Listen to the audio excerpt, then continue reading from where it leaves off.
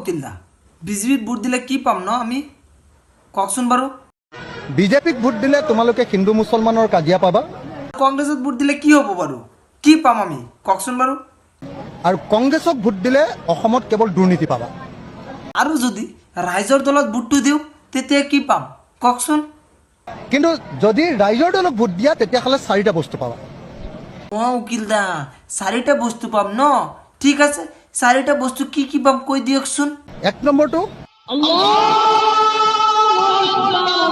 এক নম্বৰটো আলহামদুলিল্লাহ ঠিকই আছে এক নম্বৰটো দুই নম্বৰটো দুই নম্বৰটো ঠিকই আছে উকিল দা কিন্তু দুখ লাগিছে তিনি নম্বৰ যদি ৰাইজৰ দলক ভোট দিয়ে তেতিয়াহ'লে এইটো তিনি নম্বৰ তিনি নম্বৰটো আৰু বেছি দুখ লগা ঘটনা মোক কান্দিবলৈ মন গৈছে আৰু চাৰি নম্বৰ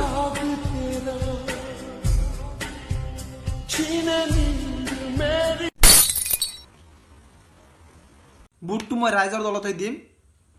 উকিল দা মই আপোনাৰ লগত আছো আপুনি চিন্তা নকৰিব ভোটটো মই ৰাইজৰ দলতে দিম